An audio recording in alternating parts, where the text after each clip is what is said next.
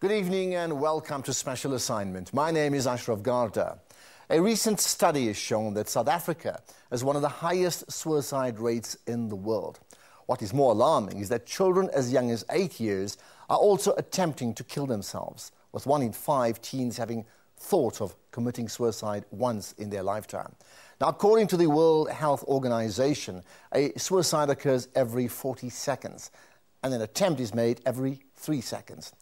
The research also reveals that over the last decade, more and more children are killing themselves, making suicide the 3rd highest unnatural death in the country. The suicide rate for children aged 10 to 14 years old has more than doubled over the last 15 years. So, what kinds of social pressures are our young people subjected to in their lives? This report by Peter Moyo.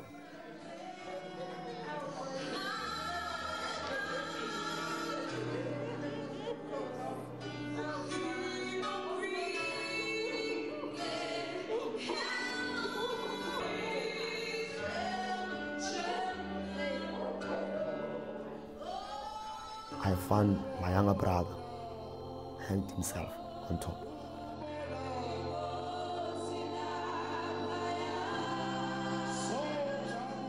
I just wanted to end my life. I felt like I did not belong or that I could not go on anymore.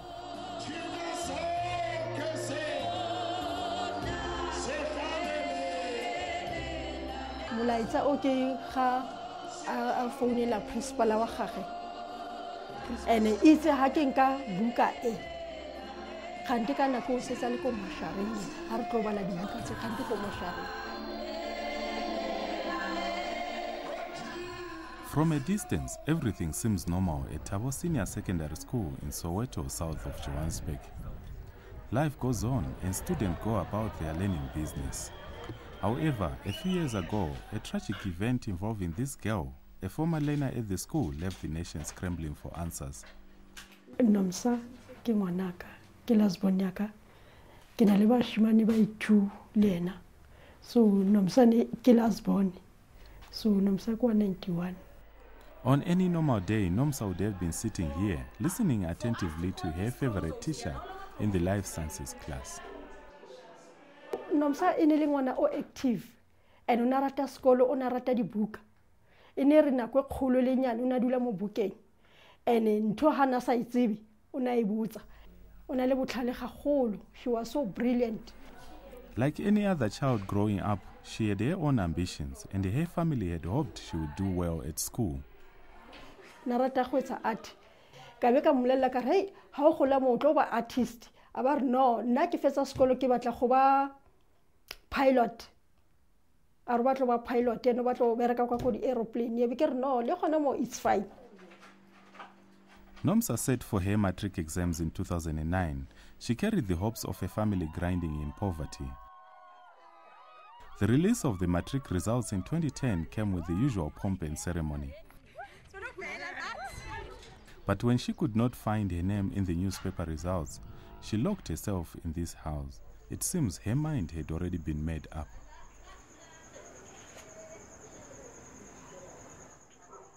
It means or not palama mo di mastulo because never I hang a le ko class and ha le ko di mastulo go easily stlhare gore I hang.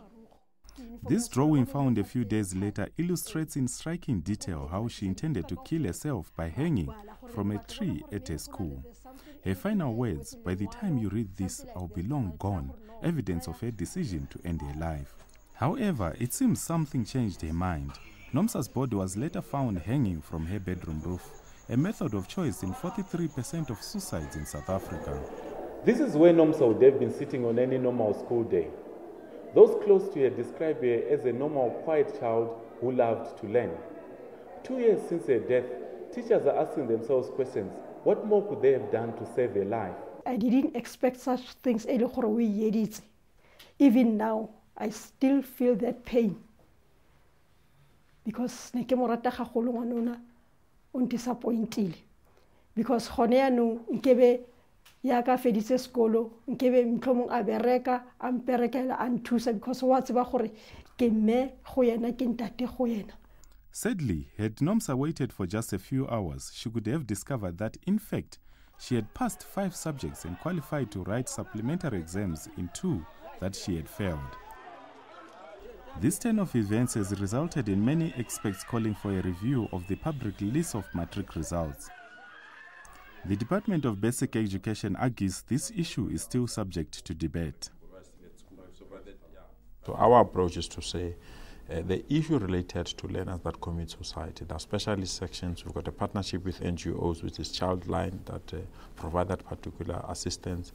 And when we publish results, we indicate to learners that those results are provisional. So you have to ensure that you go to a nearest school and get the final results, and that's where we'll find assistance. But what could have been going on in Nomsa's mind? Was this a spur-of-the-moment action that ended her life?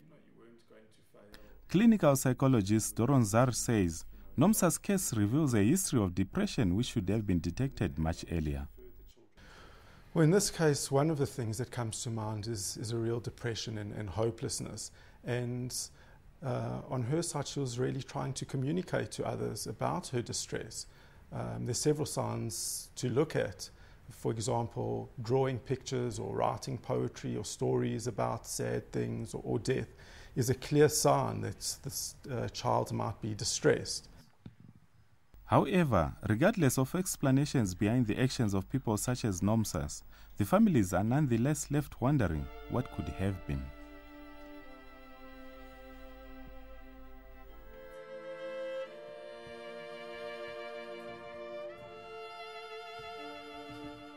Coming up next, an interview with a suicide survivor.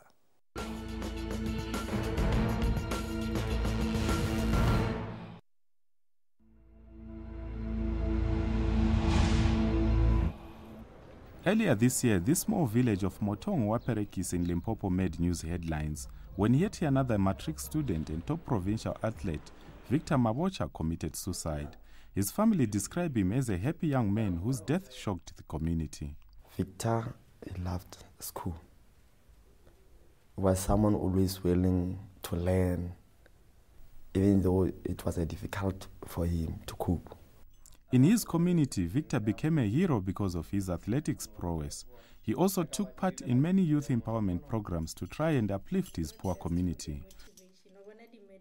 However, that all-important matric certificate that he had hoped would help him further his athletics dream remained elusive.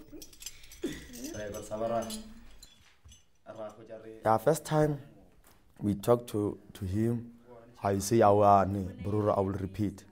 We talked. Like someone is always friendly and having courage.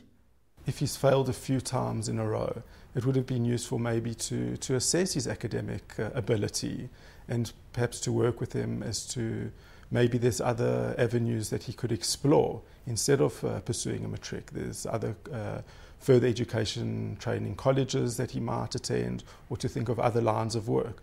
It seems that perhaps he wasn't aware of what other opportunities were there for him other than getting this matric. Unfortunately, he failed. Then when he came back, my mom told him that he must choose, and they are willing to pay. When Victor failed matric for the 3rd time this year, he was overwhelmed. In early January, he entered his room, never to be heard from again. When we enter with my phone, I found my younger brother hanged himself on top. And then I tried to check or is still alive or what. Then we done a first aid thing, find that or no, it's already gone. And what he left his matric result on his bed, his medals on bed, his attire that was running with on next to his legs. Then he wrote a letter saying, live your life to the fullest, enjoy it, I love you all. According to Doron, Victor had long nursed feelings of despair and hopelessness. You get the kids that are also really trying to push themselves or be pushed, even though perhaps academically they might not be able to achieve what's expected of them. And this again can lead to a hopelessness feeling that because I haven't done as well as I wanted, I'm not going to be able to have a life, a career. And again, the threat in this country with the high rates of unemployment is a real worry for kids. Doron adds that family members and the community can play a vital role in detecting depression in its early stages. It seems that Victor's death has robbed this community of a future potential leader in a place that still clamors for heroes of its own. He was there on Friday with that kids, training the kids. He was there in the morning with the group, his group, athletic people. Always there in the morning, they take a jog in the morning. They were surprised to how can Victor do that? Because there's someone who's always giving them hope. According to the South African Depression and Anxiety Group, SADC, which runs a school-based teenage suicide prevention program like this one, Victor and Nomsa's deaths reflect an all too familiar trend. We have realized that the incidences of suicide in teens are rising all the time. For instance, 9.5% of teen non-natural deaths are due to suicide. The age groups that normally commit suicide are ages between 15 and 19 years old. We came up with this project to raise awareness in schools so that taking your own life is not solving a problem. My name is Perseverance Kumalo. I am 19 years old. One of my leg was inside the grave, but then my mom and my God and vets as well, they saved me. Perseverance Kumalo of Blackheath in Johannesburg remembers a close call earlier this year. According to this budding model, life was not always as rosy as depicted in these pictures. Growing up was a bit tough. I had a very difficult childhood because sometimes you go to school maybe with torn shoes. Yeah, sometimes you go to school maybe on an empty stomach. Somehow I felt cheated. It was unfair because you'd see other children going to school with lunch boxes and stuff, and you, on the other hand, you don't have anything. However, she soldiered on, determined to qualify as a mining engineer one day and hoping that things will eventually turn out for the better. At school, she faced yet another challenge. The school that I was in, it was not really fully equipped. So we had to struggle to do experiments and stuff. Sometimes we'd verbally write experiments. So we had to kind of hustle for us to pass at school. Percy wrote her matric exams last year. She had made a vow to pass on her first attempt. This, she said, increased her anxiety as she waited for the results to be released. You've got many what-ifs in your head. You know that you didn't plan to fail, or that failing is not an option, but things happen. So everything just comes now and say, oh my God, what if I didn't make it? What if, everything about what if. So it's so hectic. If you're not really a strong person, that's why many people commit suicide before they even see their results. The South African Depression and Anxiety Group, which also runs a toll-free suicide crisis line, says it gets as many as 400 calls per day before and after the release of the matric results. Teen suicide, it's a major problem, especially when we are coming to writing matric or when the students are preparing to write their examinations. The stress is much more evident when the results are about to be released. And this is why we see quite a lot of children attempting to commit suicide. God became my closest friend ever. Like everything that I was doing, I was like, God, please, you can't allow your child to fail. You know, you kind of put everything to him. On the day of the release of the matric results, Percy's mother decided to stay at home with her. She had noticed that her daughter had become withdrawn. Her gut feeling paid off. I sent a text to Daily Sun, and then I got wrong results back because I kind of didn't write my correct student number. So I got like, I don't know, 20s and 30s. So I felt so like, I didn't know what was happening. So I just told Mama that, Mama, me, I can't. Then my mom says, no, please try again. Maybe you did a mistake and stuff like that. But I just wanted to end my life. I felt like I did not belong or that I could not go on anymore. So the anxiety, first of all, in the children is very high. Something happens and then they have to act on it. So there's no distress tolerance ability in these children. In this case, if they were able to step back and think about it or phone the school, they might have seen that there was a mistake. So the impulsivity is a real contributing factor to that. Percy has a mom to thank because she decided to seek a second opinion on her results. The results showed she had performed so well that she is now studying biochemistry at Wits University in Johannesburg.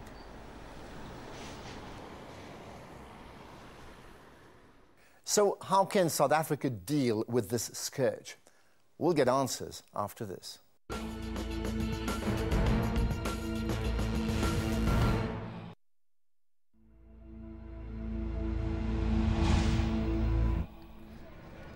According to research conducted by Professor Lawrence Lebush, a stress and suicide specialist, as many as 8,000 people take their own lives in South Africa each year.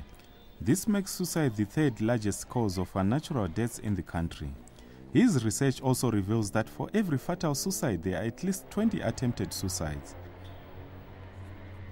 These are some of the different methods South Africans are using to kill themselves.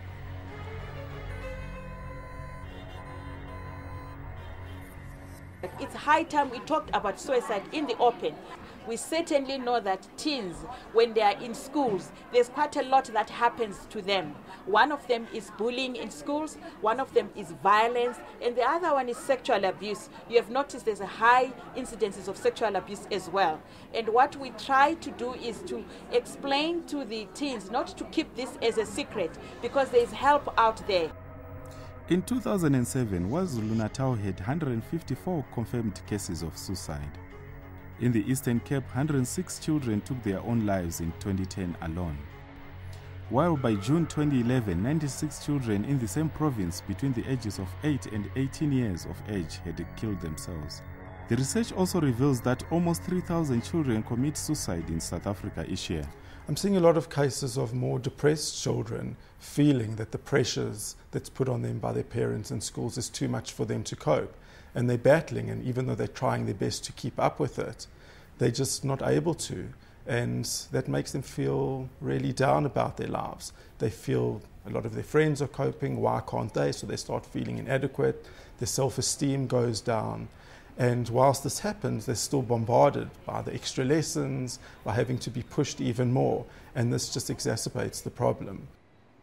What we really require in terms of teen suicide prevention is to come up with a South African teen suicide surveillance program. Because at the moment, really, the figures that we have, they are just on the surface. We have not really gone deeper to understand what exactly is happening. There are other cases that are not accounted for. According to the study, 1 in 5 teens think about harming themselves, and 5 times more men commit suicide than women. For teenagers, the risk is higher at matric level. What we are asking the Department of Education is to review the systems of releasing matric results, especially for that age group. It brings in a lot of fear, it brings in a lot of phobia, it brings in a lot of anxiety, and as a result, it increases the issues of teen suicide. Those that are saying it's contributing to suicide, if you check the numbers don't tally. I mean, you've got almost 600,000 that write matric. To have 600,000 committing suicide, no. You expect your child to pass. If the child doesn't pass, you put pressure on that child. The child commits suicide. Is it related to matric results or matric announcement? No. So I'm saying the debate is a very important debate. That's why the minister have gazetted it, to say let's put it in the public domain. Let parents, learners and stakeholders argue about it. And if they give us a recommendation, we'll implement it without any hesitation. Perhaps we need a lot more interventions at schools, such as skills training, distress tolerance courses in kids. So as what they can do when they're feeling the anxiety is going through the roof, that they want to act, that they want to do something impulsive, that they might possibly regret. Whereas now what we're saying is, hold on, just pause, Let's just think about it rather than acting. And that's a thing, something that's been missing with kids today. Nomsa's mother believes that her child could still be alive had counseling services been easily accessible at her school. Di-counsellor tsona tshwanetse di be teng, more or less di baruti ba tshwanetse gore ba tšhakele ko dikolong and then ba rute bana ka lentswe la modimo le tsona di-counsellor ba ba bolelele ba ba rute ka counselling. There's a real lack of support at school in terms of counselling and support that the kids can have. So many kids don't know where to turn and they feel they're quite alone. So on the one hand, they might feeling pressurized by their parents or their schools to do well, but when they're struggling, they don't have anywhere else to turn to. And that's when they start becoming withdrawn and depressed and feeling that there's nothing else to live for. For the department to afford the cost of having either a nurse, a social worker, and a counsellor in the school premises, it's a very huge step financially and other things. But it's not an excuse. I don't say that you have to have a referral system that you can say, yes, I can attend to the problem at this stage, but if it increases to this particular stage, I will refer that learner to a certain institution that can provide the assistance. Suicide is, however, a complex issue, with experts saying that there is no one-size-fits-all solution. What is evident, though, is that there has been a dramatic shift in suicidal behavior from the elderly to younger people in South Africa. Currently, about 1/3 of all patients admitted to hospitals after attempted suicides are children or teenagers. Meanwhile, those left behind have to pick up the pieces and continue with life. My younger brother left legacy. I have to have my own legacy. As he told us, we must live our life full to the fullest. If you have a pressure, if you have something that you don't go well with, you don't cope with, find someone you trust and tell that person. Because I believe, or I always tell people, or speaking out is the right medicine for all. If you can speak out, you'll be healed.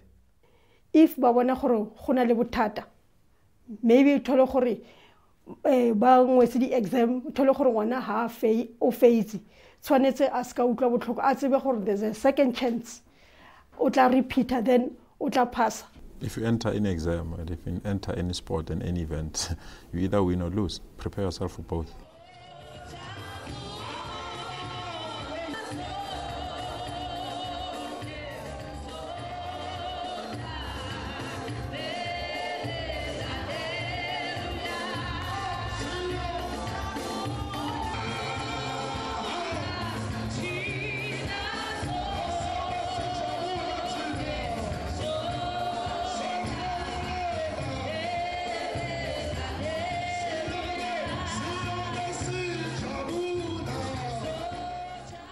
Now, I'd like your comments, and you can do so by tweeting, Facebooking, or emailing us. And I'll also do a follow-up on my SAFM radio show that's on Friday at 2:30 p.m. Finally, I've picked out 2 viewer comments from last week's show on human trafficking in the context of drug trafficking. Beverly Naidu commented, "I cannot understand that the families in South Africa are looking for comfort for their parents and child for ill deeds committed.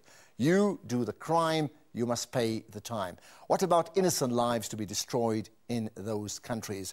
They deserve what they get. I do not have sympathy for drug carriers."